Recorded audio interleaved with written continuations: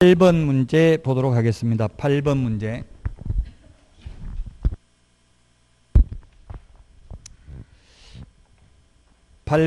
틀린 것은 했는데 1번 고용인이 의뢰인에게 손해를 입혀 민사상 책임을 진다면 개업공개사는 대위 책임을 진다. 둘 다 공동책임입니다. 부진적 연대 채무관계에 있습니다. 우리 법제 15조 2항에 보면 소속공개사 또는 중개보조원의 업무상 행위는 그를 고용한 개업공개사의 행위로 본다라고 되어 있고요. 그걸 본다고 해서 개업공개사만 책임이 있는 게 아니라 잘못한 직원은 당연히 책임이 있죠. 그래서 그를 고용한 개업공개사에게도 책임이 있고요. 만약 개업공개사가 손해배상을 했다면 직원에게, 실장에게 다시 구상권을 행사할 수 있습니다. 그래서 1번이 틀렸습니다. 2번 구상권 행사할 수 있다고 했고요. 구상권은 민사상 손해배상한 것만 구상권 행사할 수 있는 거고, 형사상 벌금 양벌 규정에서 벌금 받았다고 직원에게 구상권 행사할 수는 없습니다. 3번 개업공개사가 고용인의 위반 행위를 방지하기 위하여 해당 업무에 관하여 상당한 주의와 감독을 게을리하지 아니한 경우에는 벌금을 부과하지 않는다. 예, 그렇습니다. 형사 책임은 과실 책임입니다. 민사 책임이나 행정상 책임은 무과실 책임입니다. 네, 맞습니다. 과실 책임이기 때문에 3번.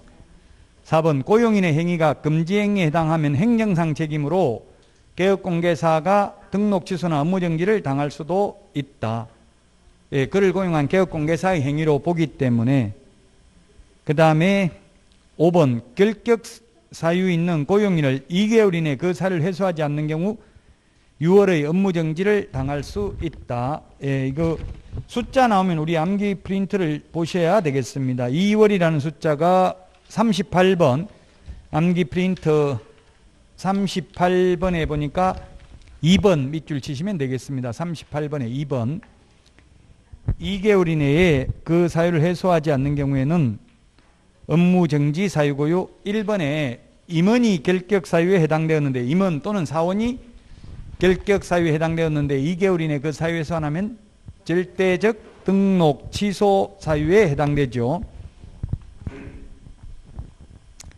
그래서 8번에 1번이고요. 9번은 이전 신고에 대해서 옳은 것인데 이전은 미리 신고하는 게 아니라 사후 10일 이내에 신고하죠. 그 다음에 그래서 미리 신고해야 된다. X. 2번은 분사무소는 주된 사무소 등록관청에 신고하죠. 분사무소 우리 암기 프린트 4번 맨 밑에 별표에 보면 분사무소 설치 신고, 이전 신고, 분사무소에서 사용할 인장 등록 모두 주된 사무소 등록관청입니다. 3번이 맞네요. 등록증은 이전 후 등록관청이 교부한다. 사무소 옮기면 이전 후 등록관청이 종전거 반납받고 새로 교부해 준다고요. 그래서 3번이 답이고요. 4번은 분사무소는 등록증을 첨부하여 신고한다. 분사무소는 분사무소 설치 신고 필정 첨부합니다. 우리 프린트 51번에 보면 첨부, 제출, 반납하는 거 50개 적어놨습니다. 거기에 보면 있습니다. 분사무소의 경우 분사무소 설치 신고 필정을 첨부해야 됩니다. 이전 신고하지 않는 경우는 100만 원 이하의 과태료죠. 6월 이하의 업무정지 X입니다. 100만 원 이하의 과태료입니다. 우리 프린트 100만 원 이하의 과태료도 다 정리해놨죠. 답 3번입니다.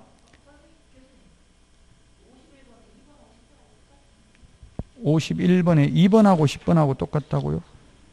51번에 프린트 51번에 2번 분사무소 설치신고 10번 분사무소 설치신고 똑같은 게 아니고 2번은 자격증 미제출한다는 뜻이고요. 10번은 뭡니까? 그 9번부터 11번까지는 뭐 제출한다고 되어 있어요? 사무소 확보 서류 제출해야 된다는 뜻이라고 9번하고 1번 맨 뒤에 적혀져 있죠.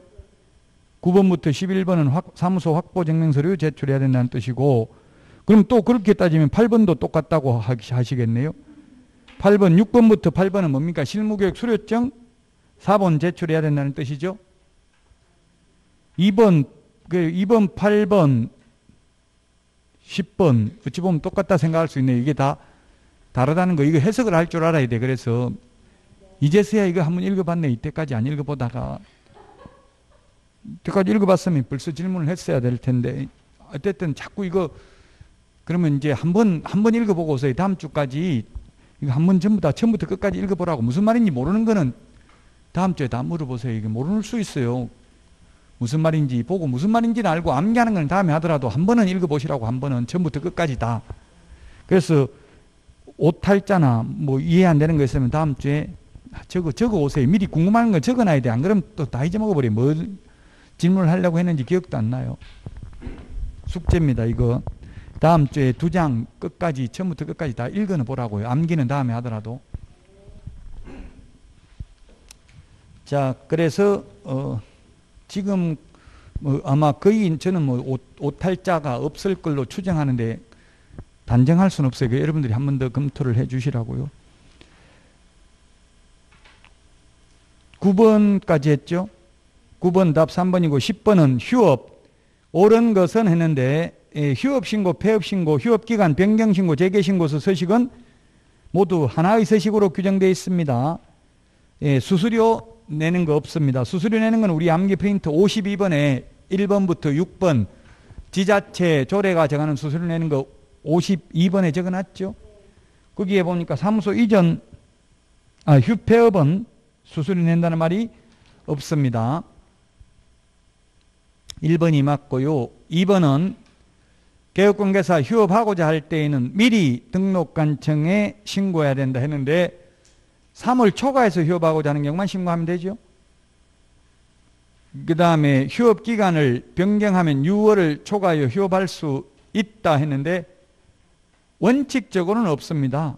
예외적으로 있습니다. 질병으로 인한 요양, 징집으로 인한 입영, 치약 등 부득이한 사유가 있어야 6월을 초과할 수 있습니다. 그 다음에 4번 개업공개사가 재개신고하면 등록관청은 개업공개사에게 등록증을 재교부하여야 한다 했는데 재교부하는 게 아니라 재개신고하면 옛날에 반납받은 거 다시 즉시 반환합니다. 돌려줍니다. 새로 만들어가지고 주는 게 아니고요. 옛날에 반납했던 거 돌려준다고요.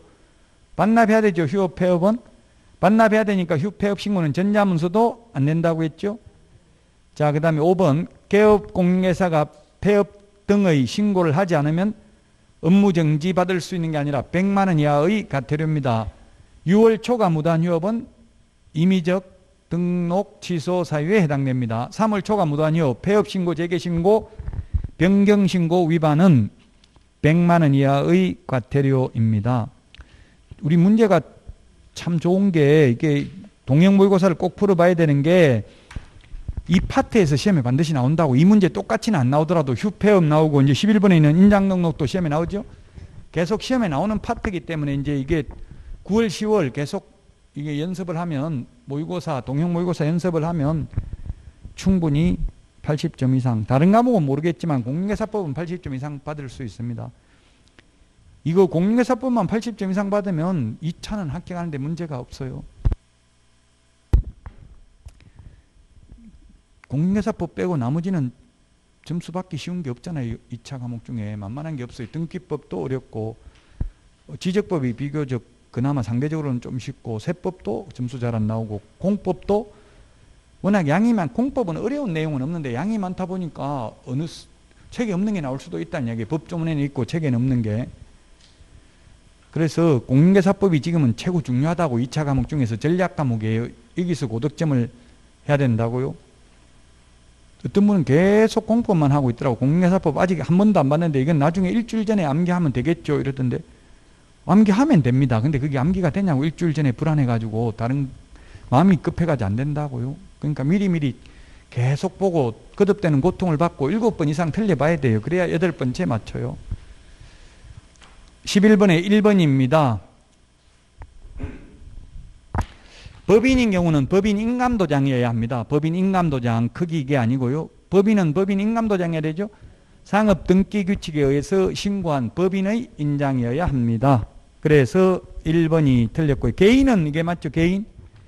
법인, 회사는 법인 인감도장이어야 됩니다. 그래서 틀렸고 2번 소속공개사의 인장은 개업공개사가 등록해야 되는 것은 아니고 고용 신고할 때 인장 등록을 할 수 있다. 예, 맞습니다. 고용 신고할 때 할 수도 있고 별도의 인장 등록 신고서에 의해서 등록할 수도 있습니다. 자, 그 다음에 3번 인장 등록하거나 변경 등록하는 경우 신고서와 등록증 원본을 제출해야 되며 법인은 법인 인감증명서를 제출해야 된다. 등록증 원본, 이때 등록증은 무슨 등록증이에요? 중개사무소 등록증이죠. 우리 암기 프린트 51번에 그 찾아보면 다 있어요. 원본 첨부해야 된다는 거. 왜냐하면 등록인장, 변경인장 이렇게 도장을 찍어야 돼요. 그 중개사무소 등록증에다가. 그래서 등록증 원본을 제출해야 됩니다. 자, 그 다음에 4번 분사무소가 인장을 등록하는 경우에는 주된 사무소 등록관청에 해야 됩니다. 하려면. 안 해도 됩니다. 안 하고 주된 사무소 걸 가져다 써도 되죠. 하려면 주된 사무소 등록관청에 해야 되고요.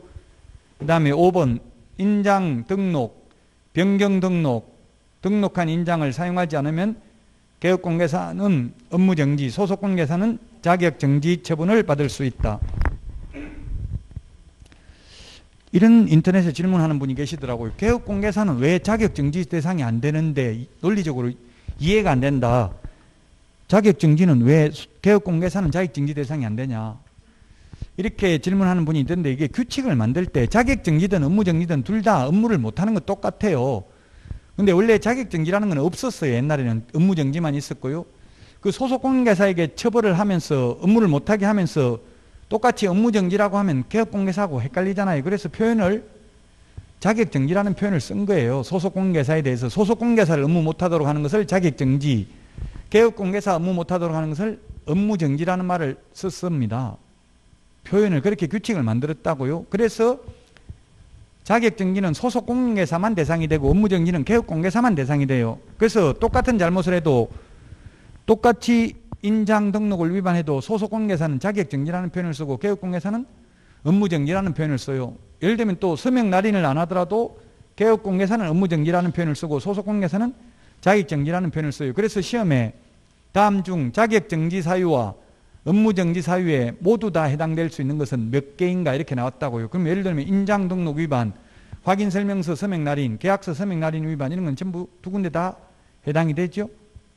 이런 게 시험에 출제됐다고요. 기출문제가 중요하죠. 기출문제 패턴을 유지한다고 똑같이 문제는 안 나오지만 그걸 이해하고 있으면 풀 수 있는 문제가 나옵니다. 자, 그래서 11번에 1번이고 12번은 옳은 것은 했는데 사무소 명칭과 성명은 인식할 수 있는 정도의 크기로 표기를 해야 된다.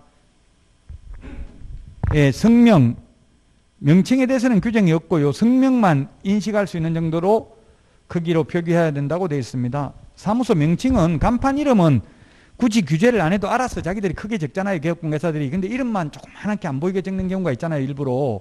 그래서 명칭에 대해서는 규정이 없고요. 명칭은 알아서 잘 크게 적는다고 보통 광고하려고. 근데 개업공개사 이름을 조그맣게 안 보이게 적는 경우가 있어가지고 옛날에는 그래서 심지어 어떤 규정이 있었냐면 옛날 거 괜히 말하면 헷갈릴 수는 있는데 간판 크기가 여기서 여기까지가 9cm라면 이름 글자 성명 크기는 그 3분의 1 이상 3cm 이상 돼야 된다 이런 규정이 있었어요.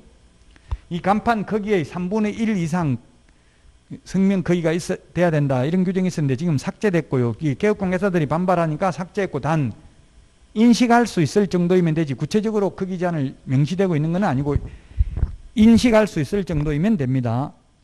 명칭은 규정 없고 뭐만 있다? 성명만 인식할 수 있을 정도의 크기로 표기해야 된다고 되어 있습니다.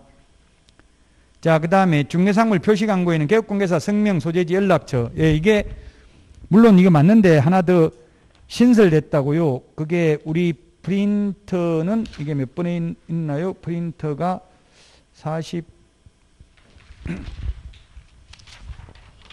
44번요? 43번에 있네요. 43번에 맨 마지막에 5번에 5번이 밑줄 치놨죠? 이게 8월 21일부로 신설됐습니다. 8월 21일부로 신설됐다. 제가 그래서 성명, 소연 등 뭐가 신설됐다고요? 등록번호가 신설됐다고요? 우리 문제는 지금 등록번호 없잖아요. 하나 더 적어 넣으시면 되겠습니다. 성명, 사무소 명칭, 소재지, 연락처, 등록번호가 신설됐다. 우리 암기 프린터 몇 번에 있다고요? 43번에 맨 밑에 동그라미 5번을 그래서 밑줄 쳐놨잖아요. 신설됐다고. 등록번호 8월 21일부로 신설됐습니다. 등록번호가 하나 더. 이제 광고할 때 등록번호까지 적어야 된다고요. 성명, 소연 등 이 5개 표시 안 하면 100만 원 이하의 과태료입니다. 성명, 소연 등 여친 성명이 소연이다. 그래서 성명, 소연 등을 표시를 해야 된다. 이렇게 암기하라고 했습니다. 성명, 소연 등을 표시해야 되고요. 또 인터넷 표시 광고할 때는 6개를 더 표기를 해야 되죠. 인터넷 표시 광고는 우리 암기 프린터 25번? 25번에 옛날에는 뭘 어떻게 했냐면 제가 소면 가중 그 기라고 했는데 소면 가중 그 총으로 해야 되거든요. 총청수니까 총에다 동그라미 해놨죠. 소면 가중 그 총 같이 시작. 그 총이 뭐냐면 군대에서 이게 받들어 총 그 총 이렇게 하거든요. 그 총 거래 형태 그 다음에 건축물인 경우 총청수, 사용승인일, 방향, 방의 개수, 욕실의 개수, 입주 가능일, 주차 대수, 관리비까지 광고를 해야 된다고. 인터넷 표시 광고하는 경우 굉장히 어렵게 돼 있죠. 그 지금 직방이나 다방 이런 데서 이제 보조원 이름으로 광고 못 하도록 했잖아요. 그래 놓으니까 지금 제 조카가 하고 있는데 현업에서 어떻게 하고 있냐면은 직방 다방에 보조원 이름을 자꾸 광고 내라고 보조원한테 영업을 하러 다녀요. 직방 직원들이 다니면서 안심번호를 만들 때 안심번호 뭐 05 뭐 이런 걸 해가지고 안심번호라는 걸 만들어가지고 사무실 전화인 것처럼 광고는 대표자 사장 이름으로 광고를 내놓고 밑에 번호는 안심번호를 등록을 하는데 그 안심번호가 사무실 번호가 아니라 중개보조원 핸드폰으로 연결되는데 그리 전화를 하면은 왜냐하면 중개보조원이 자기 돈 내고 광고하는데 자기 이름으로 광고 못하고 사장 이름으로 광고하면 사무실 전화번호 적어버리면 광고비는 직원이 내고 실제로는 사장은 가만히 앉아가지고 그냥 손님 오면 자기 손님이라고 생각할 수도 있잖아요. 그 직원이 소속 공인중개사가 여러 명이 있으면 그 누가 광고 내는지 알 수가 없잖아요. 돈을 누가 냈는지 보조원이 누가 돈 냈는지. 현실적으로는 지금 직방 다방에 광고할 때 어떻게 하냐면은 직원들이 여러 명이 있고요. 직원들이 각자 광고비를 내고 광고를 해요. 그러면 자기 앞으로 전화가 와야 그게 자기가 돈 냈으니까 효과가 있잖아요. 그 지금 현실적으로는 그렇게 하고 있대. 안심번호를 광고에 실어가지고 사무실 번호인 것처럼 해놓고 실제로는 그 중개보조원 핸드폰으로 연결되니까 안심하고 광고해라. 우리가 이는 국토부에서 절대 적발 못하게 해놨으니까 안심하고 광고하면 된다. 이렇게 지금 홍보하고 있대요. 자, 어쨌든 지금 8월 21일부로 신설된 거 말씀드렸습니다. 등록번호도 신설됐다. 그래서 12번에 2번이 답이라고요. 이거 표기해야 된다. 뭐 틀린 거 아니잖아요. 근데 등록번호는 표기 안 해도 된다 했으면 틀렸죠. 그런 말 없잖아요. 등록번호 표기 안 해도 된다. 이런 말. 어쨌든 2번 뒤에다가 등록번호 하나 더 넣어놓으세요. 그래도 등록번호가 8월 21일부로 신설됐다. 자, 그 다음에 3번에 명칭 사용에 위반한 중개사무소 간판에 대해서는 철거명령 없이도 바로 대집행할 수 있다. 철거명령을 등록관청이 해도 철거명령에 따르지 않는 경우에는 행정대집행법에 따라 대집행할 수 있습니다. 행정대집행법입니다. 간판 철거는 행정대집행법, 청문은 행정절차법, 과태료 이신청은 질서 위반행위 규제법입니다. 자, 그 다음에 4번 부칙개공은 부동산 중개라는 문자를 사용하면 철거명령을 받을 수 있다. 부동산 중개라는 말은 써도 되고 공인중개사 사무소라는 말을 못 쓰죠. 부동산 중개라는 표현을 써야 됩니다. 이거 하고 공인중개사 사무소나 둘 중에 하나는 써야 되잖아요. 그래서 틀렸고 5번 문자나 성명을 표기하지 아니한 개업공개사는 업무정지 처분을 받을 수 있다 했는데 100만 원 이하의 과태료라고 성명, 소연 등을 표시 안 하면 제가 100만 원 이하의 과태료라고 했잖아요. 거기에다 인터넷 표시하려면 소면, 가중, 그 총까지 6개를 더 표기 안 하면 100만 원 이하의 과태료가 되겠습니다. 12번에 답이 2번이고요. 13번 전속중개계약 유효기간은 1번 6개월이 아니고 3개월. 2번이 답이네요. 거래계약서와 확인설명서만 서명 및 날인이고요. 그 외에 모든 서류는 서명 또는 날인입니다. 2번이 맞고요. 그 다음에 3번은 전속중개계약을 체결한 개업공개사는 지체 없이 부동산 거래 정보망 또는 일간신문에 정보를 공개해야 된다. 지체 없이 공개가 아니라 7일 이내에 공개해야 됩니다. 7일 이내에. 그 다음에 4번 유효기간 내에 의뢰인 스스로 발견한 상대방과 거래한 경우 개업공개사에게 위약금을 지불해야 된다. 위약금 50%입니까? 100%입니까? 0%입니다. 위약금 없습니다. 예, 실비 위약금이라서 라고 해서 X입니다. 위약금 없다고요? 위약금은 없습니다. 이게 좀 더 어렵게 내려면 50% 위약금 지불해야 된다 이렇게 하면 거의 다 잘 틀려요. 말려들어요. 유인하는 게 있다고 청량 유인하듯이 이게 오답 유인한 지문이 있어요. 그런 걸 잘 골라내야 돼요. 5번 전속중개계약서는 서명 및 날인이 아니고요. 서명 또는 날인이고 5년 보존이 아니라 3년 보존입니다. 13번에 2번이 답이 되겠습니다. 자, 다음은 14번인데요. 지정서 30일 이내 교부해야 되고요. 우리 암기 프린터 30일이 몇 번에 있습니까? 30일이 39번에 30번? 35번. 예, 35번에 그 1번에 있네요. 35번에 1번에 있죠? 35번에 1번 찾아서 밑줄 치세요. 오늘만 밑줄 치도 벌써 밑줄 엄청 많이 쳐져 있잖아요. 밑줄 좀 치놓으시고요. 30일 이런 숫자는 암기해야 돼요. 암기해야 된다고 하니까 거부감을 느끼는 분이 많더라고요. 연세 드신 분 나는 이해는 잘하는데 좀 이해 좀 시켜봐라. 암기하라 소리 하지 말고 이렇게 말씀하시던데 이게 숫자는 암기해야 돼요. 숫자 어떻게 이해시킬 거냐. 왜 29일도 아니고 31일도 아니고 30일이냐. 그냥 규칙을 그렇게 만든 거예요. 또 1월이라고 하면 틀렸죠. 30일이라고 해야 되죠. 법조문에 있는 그대로 해야 돼요. 1월이 아니고 30일이에요. 1월은 31일도 가능하고 29일도 가능하잖아요. 2월 달에는 28일도 가능하죠. 2월은. 그래서 그냥 법조문에 있는 그대로 암기해야 돼. 숫자는. 저 프린트 다 정리해놨잖아요. 지금 35번부터 46번까지 암기할 거 12개밖에 안 되잖아요. 지금 숫자 35번부터 46번까지 12개죠. 죽을 것 같다고 이렇게 정리해줘도 죽을 것 같아요. 저는 제가 옛날에 시험 볼 때는 제가 다 정리했어요.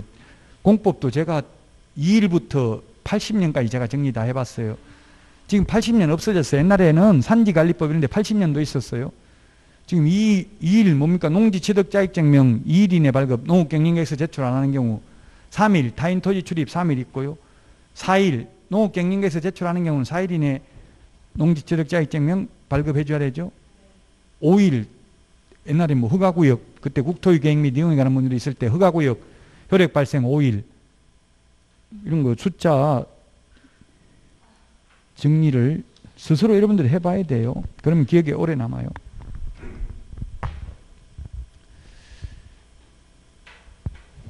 이제 지금 서서히 어떤 분은 벌써 공인중개사법이 서서히 가슴 벅찬 희열을 느껴온다던데 지금 바람직하잖아요. 지금 벌써 느끼면 10월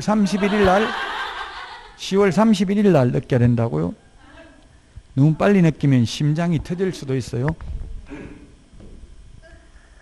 14번에 그래서 2번이 답입니다. 거래정보사업자 지정을 신청할 때 운영규정을 제정하여 승인받는 게 아니라 지정된 후 3개월 이내죠. 지정된 후 3개월 이내에 3개월 우리 43번에 2번 보니까 뭐예요? 지정 3월 이내에 운영규정 승인 이렇게 돼 있죠. 이 지정 3월 이내이면 지정 후 3월 이내예요. 지정 받기 전에 미리가 아니고 43번에 2번 지정 받고 나서 3개월 이내라고요. 따라서 14번에 2번이 정답이 되겠고요. 3번 컴퓨터는 개업공개사 컴퓨터가 커야 되는 게 아니라 거래정보사업자 될 사람 컴퓨터가 커야 되고요. 그 다음에 4번 지정신청서에는 거래정보사업자 주된 컴퓨터 설비 내역을 기재해야 되고요. 5번은 지정받은 날로부터 1년 이내에 정보망을 설치 운영하지 않는 경우 지정이 취소될 수 있습니다. 요 1년은 지금 뭐 여러 군데 나와 있어요. 44번에 동그라미 2번 44번에 동그라미 2번에 있죠. 지정 동그라미 2번 지정 취소라고 되어 있는데 지정 취소는 하여야 한다가 아니라 할 수 있다. 8번에도 있네요. 여러 군데 나와 있다고 중복되어 있다고 똑같은 내용이 8번에 보면은 동그라미 4번 1년 이내에 뭐한 날로부터 1년 이내에 지정받은 날로부터 1년 이내에 정보망을 설치 운영하지 않는 경우 가로 안에 맨 뒤에 지정일로부터라고 되어 있죠. 지정일로부터 1년 이내에 미설치하는 경우 지정을 취소할 수 있다. 8번에 지정 취소할 수 있는 사유라고 되어 있잖아요. 하여야 하는 게 아니고 할 수 있는 사유입니다. 이 프린트 2장을 지금 제가 요약집을 안 보고 프린트 2장을 보는 이유가 시험장에는 이거 2장만 들고 가야지 요약집도 무거워요. 다 보지도 못한다고 쉬는 시간에. 이 2장은 쉬는 시간에 볼 수 있다고요. 1차 보고 나면 시간 엄청나게 많아요. 점심시간. 그때 암기하시면 돼. 그럼 손때가 묻어 있어야 되니까 좀 색칠을 하라고 하는 거예요. 너무 깨끗하면 나무 프린트 같아서 잘 안 돼요. 암기가. 14번에 2번이고요. 15번은 옳은 것은 했는데 중개 완성된 경우에 설명하는 게 아니라 의뢰 받은 경우 중개 완성 전에 미리 설명해야 되죠. 틀렸고요. 2번은 이전하고자 하는 의뢰인에게 설명해야 되는 게 아니고 취득 의뢰인에게 설명해야 된다. 맞죠? 맞는데 조금 뭐 이게 일부러 틀리게 하려고 이상하게 해놨잖아요. 지금 취득 의뢰인에게 설명해야 된다가 아니라 이전하고자 하는 의뢰인에게 설명해야 되는 것은 아니다. 맞잖아요. 그럼 이전 의뢰인한테 설명하면 처벌받는다. 틀렸죠. 설명은 뭐 많이 해도 상관없죠. 의무적으로 할 필요는 없다고요. 취득 의뢰인에게만 하면 된다. 2번이 답이고요. 자, 그 다음에 거래 관련 조세가 아니라 취득 관련 조세입니다. 거래 관련 조세는 양도소득세도 해당되잖아요. 취득 관련 조세입니다. 거래세라고 하면 취득세도 거래세고 양도소득세도 거래세잖아요. 그래서 거래세가 아니라 취득 관련 조세입니다. 확인설명서에 기재되는 취득 관련 조세는 취득세, 그 다음에 농어촌 특별세, 지방교육세 3개입니다. 취득세가 지금 2주택인 경우는 조정대상 지역에서 2주택이면 8%, 3주택이면 12%, 법인이 취득하더라도 12%, 증여로 취득하는 경우도 12%죠. 취득세는 세율이 중요합니다. 저도 지금 알고 싶지 않은데 취득세 현업에 있는 분들이 자꾸 전화 와가지고 물어보니까 난 세법이니까 모른다. 내가 중개사법 강의한다. 이런 말 차마 하기가 민망해서 저도 공부하는 거예요. 찾아보고 자꾸 물어보고. 여러분들도 의뢰인한테 나 세법 세무사한테 물어봐라. 왜 내한테 묻냐 이러면 손님들이 싫어해요. 그럼 너 아는 거 뭐 있냐 이렇게 나온다고요. 그러니까 세법이 현업에 나가면 가장 중요하다고요. 지금 현업에서는 보니까 취득세 세율이 올라가니까 나무 이름으로 뭐 조카 이름으로 계약서 본인 명의로 적어놨다가 갑자기 취득세 많이 나온다고 하니까 지금 바꿔달라. 조카 이름으로 하겠다. 그런 거는 나중에 명의신탁 방조죄가 성립할 수도 있어요. 개업공개사가. 이미 계약서 썼으면 안 된다고 하는 게 좋겠죠. 계약서 쓰기 전이라면 뭐 서로 조정을 할 수도 있겠지만 계약을 해야 되지만 이미 계약서 써놨는데 그거 안 바꿔준다고 계약 깨지면 깨는 사람 잘못이잖아요. 이미 계약 성립된 거는 가급적이면 안 바꿔주는 게 좋아요. 그거 잘못하면 나중에 처벌받을 수 있다고. 지금은 아무 일이 없지만 나중에 문제가 생긴다고요. 지금 제가 아는 분 지금 연락 왔는데 부부가 같이 공동명의로 취득을 했대요. 그러다가 그 다음날 와가지고 부인이 남편하고 다 합의됐다. 그냥 내 이름으로 그냥 하기로 했다. 바꿔달라 해가지고 바꿔줬대 계약서를 부인 이름으로 다. 근데 몇 달 지나가지고 부인이 이제 자기 앞으로 등기되자마자 팔아먹어버리고 도망가 버렸대요.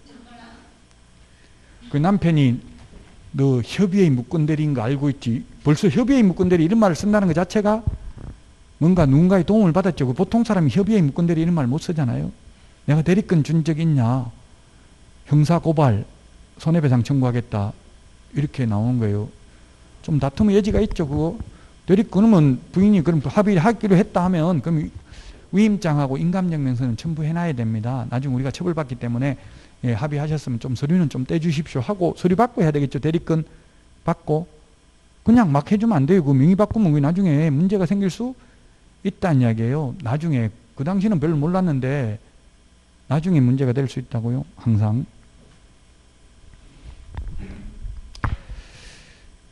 자, 그래서 3번도 틀렸고요. 4번은 상태에 관한 자료 요구하여야 한다가 아니라 할 수 있다. 그 다음에 5번 설명 안 하면 500만 원 이하의 과태료입니다.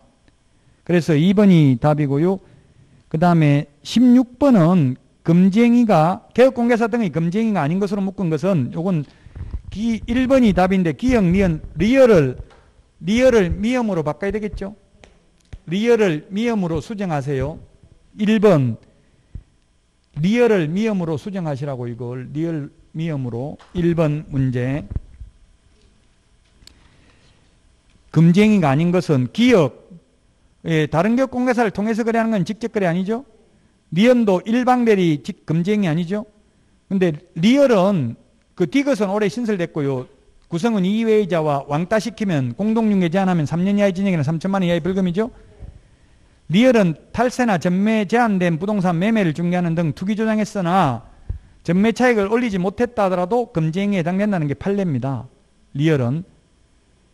그래서 리얼이 금쟁이고요. 미음, 개업공개사 등의 업무를 방해하는 행위. 이게 또 금쟁이는 금쟁인데 개업공개사 등의 금쟁이는 아니라고요. 누구든지 하면 안 되는 행위죠. 문제는 지금 개업공개사 등이라고 했잖아요. 1번이 답인데 리얼을 미음으로 고치셔야 된다고요. 1번. 16번에 1번이 답이고요. 17번 틀린 것은 했는데 그 17번에 1번 아까 이야기했죠. 지역농업협동조합 특수법인은 보정 설정 금액은 1,000만 원 이상이고요. 자본금은 규정 없다고 했죠. 자본금 적용 안 된다고 했죠. 특수법인은. 그 다음에 협동조합 기본법에 의한 협동조합은 자본금 5천만 원 이상, 보정 설정 금액은 2억 원 이상입니다. 2번 공탁금 3년간 회수할 수 없습니다. 3번이 정답입니다. 중개가 완성되기 전에 쌍방 의뢰인으로부터 보장금액, 보정기간 및 그 소재지, 보장기간을 설명하여야 한다. 중개 완성되기 전에 설명하는 게 아니라 완성된 때, 완성된 후에 설명합니다. 중개대상물 확인 설명은 중개 완성되기 전에 미리 설명합니다. 손해배상을 보장하기 위한 보정 설정했는지는 계약도 성립되기 전에, 계약도 안 했는데 손님 오자마자 제가 손해 입히면 1억 손해배상 해줍니다. 이런 소리 하면 뭔 소리 하냐. 지금 나 계약 하지도 않을 건데 이럴 수도 있다고. 계약 성립되고 나서 설명한다고. 손해배상 해주는 거는. 중개대상물 확인 설명은 미리 해야 되죠. 면적이 얼마다 뭐 이런 거는, 은행 융자가 얼마다 이런 거는 미리 설명해야 되고요. 답 3번이고요. 4번은 손해배상금이 지급된 경우에는 15일 이내에 보정보험과 공제는 새로 가입하고 공탁금은 부족분을 보전하여야 한다. 15일. 우리 15일은 암기 프린터 49번에 1번에 있네요. 49번에 1번 밑줄 치놓으세요. 49번에 1번. 찾았습니까? 49번에 1번 있죠? 자, 그 다음에 5번. 보정 설정을 하지 않고 업무를 개시하면 등록 취소받을 수 있으며 보정 관련 사항을 설명하지 않는 경우는 100만 원 이하의 과태료입니다. 맞죠? 보정 미설정은 임의적 취소, 보장금액 등을 설명하지 않거나 보증관계 정서를 교부하지 않는 경우에는 100만 원 이하의 과태료입니다. 자, 그 다음에 18번 틀린 것은 했는데 개업공개사는 계약금 등을 개업공개사 또는 대통령령이 정하는 자의 명의로 잔금 지급일까지가 아니라 이행이 완료될 때까지 예치하도록 권고해야 된다가 아니라 권고할 수 있다. 예, 계약금 등의 예치 명의는 우리 암기 프린터는 16번 맨 밑에 계약금 등, 그 그 다음에 예치기관, 예치명의자, 반환보증서 발행기관 요거 암기해야 됩니다. 19번 맨 밑에 있죠? 계약금 등입니다. 계약금 등. 1번이 답이 되겠습니다. 따라서 2번에 금융기관은 예치명의자, 예치기관, 반환보증서 발행기관 모두 될 수 있다. 암기 프린트 16번 맨 밑에 보시면 있습니다. 그 다음에 대통령령이 정하는 자의 명의로 예치하는 경우 따로 분리하여 관리하지 않아도 된다. 예, 맞는 말입니다. 개업공개사 이름으로 예치했을 때만 개업공개사는 자신의 예치금과 계약금 등을 분리해서 관리해야 되겠죠? 그럼 다른 사람 이름으로 예치했다면 이 문제의 지문은 뭐 매끄럽지는 않죠. 개업공개사 자기 명의가 아닌 다른 사람 이름으로 예치했다면 당연히 분리되어 있으니까 이 말 자체가 조금은 매끄럽지는 않습니다만 3번은 어쨌든 이게 개업공개사 명의로 예치되어 있을 때는 분리해서 관리해야 됩니다. 자기 돈하고 남의 돈하고 분리해야 된다고요? 근데 개업공개사 명의로 예치 안 돼 있다면 당연히 분리되어 있잖아요. 자기 돈하고는. 4번 계약금 등을 대통령령이 정하는 자의 명의로 예치한 경우 개업공개사가 아닌 자에게 보증서를 교부하고 미리 수령할 수 있다. 예, 예치 명의자에게 교부하고 예치된 계약금 등을 미리 수령할 수 있습니다. 예치 명의자에게 교부합니다. 예치기관에 교부하는 게 아니라 반환보증서를. 자, 그 다음에 5번 개업공개사 명의로 예치한 경우에만 약정 등의 의무를 이행하지 않는 경우 업무정지의 제재가 있지만 대통령령이 정하는 자의 명의로 예치하는 경우 거의 당사자 동의 없이 인출해도 업무정지와 같은 제재가 없다. 이게 그럼 개업공개사는 하고 상관없으니까 이런 일은 뭐 지금 이론적으로만 존재할 뿐인데 지금 뭐 금융기관 다른 사람 이름으로 예치를 했다고 개업공개사 아닌 사람 이름으로 예치해가지고 자기들끼리 몰래 인출했다 하더라 이런 일은 없겠지만 개업공개사가 업무정지 당한 일은 없다고. 개업공개사하고는 아무 상관없이 자기들끼리 몰래 돈을 찾았다 하더라도. 18번에 1번이고요. 19번은 옳은 것은 했는데 기역은 85제곱미터 이하 주거용 오피스텔 임대차니까 0.4 매매는 0.5죠? 0.5 틀렸고요. 그 다음에 2번은 주택 소재지와 사무소 소재지가 다르면 중개사무소 소재지 시도 조례 기준으로 보수를 받아야 된다. 맞죠? 사무소 기준이고요. 디귿 교환인 경우는 거래 금액이 큰 걸 기준으로 하죠? 각각이 아니라 거래 금액이 큰 걸 기준으로 한다. 디귿 틀렸고요. 리얼은 주택의 면적이 2분의 1 이상이면 전부 주택에 대한 요율을 적용한다. 맞죠? 2분의 1 이상 우리 암기 프린트 56번 맨 마지막에 2분의 1에 보면은 동그라미 2번 주택 면적 2분의 1 이상 주택에 대한 중개보수 적용한다고 되어 있죠. 56번에 2분의 1에 동그라미 2번 밑줄 치놓으세요. 2분의 1 이상입니다. 초과가 아니라 이상이죠. 2분의 1 이상. 자, 그 다음에 20번입니다. 85제곱미터와 90제곱미터인 주거용 오피스텔입니다. 그러면 85제곱미터 이하인 경우는 매매는 0.5, 임대차는 0.4, 85제곱미터 초과하면 0.9죠? 85제곱미터 초과는 일반 주택 외에 중개보수율, 매매된 임대차든 0.9입니다. 아마 실제 시험에서는 이렇게 계산하기 어렵게는 안 나올 거예요. 계산기 없으면 좀 계산하기 쉽지 않잖아요. 이거 시간이 많이 걸리잖아요. 계산기 없으면. 왜 숫자가 딱 안 떨어지게 돼 있잖아. 지금 뒤에 글자가 뭐 4천원 이렇게 돼 있으니까 이건 계산기 없으면 계산하기 쉽지 않죠. 자, 어쨌든 지금 뭐냐 하면은 보증금이 500만원 더하기 월세 곱하기 30만원 100을 하면 30만원 곱하기 100을 하면 3,500밖에 안 되니까 5천만원 미만이 나왔잖아요. 보증금 더하기 월세 곱하기 100을 한 금액이. 그러면 월세 곱하기 70을 하죠. 그럼 37은 21, 2,100만원 더하기 500만원 하면 2,600만원이죠. 계약기간은 볼 필요 없고요. 2,600만원에 85제곱미터는 2,600만원에 2,600만원 곱하기 0.4%인데 248, 64, 24 10만 4천 웬만하면 계산 뭐 암산 가능하겠네요. 전자 계산기 없어도. 그래서 10만 4천 원이고요. 2번이 답인데요. 그 다음에 뒤에 90제곱미터면 85제곱미터 초과하면 이게 0.4가 아니라 얼마예요? 0.9%니까 2918, 6954. 그러면 23만 4천원. 2번이 답입니다. 2번. 85제곱미터 이하 주거용 오피스텔은 매매는 0.5, 임대차는 0.4. 그 다음에 85제곱미터 초과한 주거용 오피스텔, 85제곱미터 이하 비주거용 오피스텔, 그 다음에 토지, 상가, 임목, 공장재단, 광업재단은 모두 매매든 임대차든 0.9% 범위 내에서 받을 수 있다. 이거죠? 이 내용을 기억하고 있으면 되겠습니다. 따라서 20번의 답이 2번이 되겠습니다. 자, 여기까지 하고 21번부터는 쉬었다가 하도록 하겠습니다.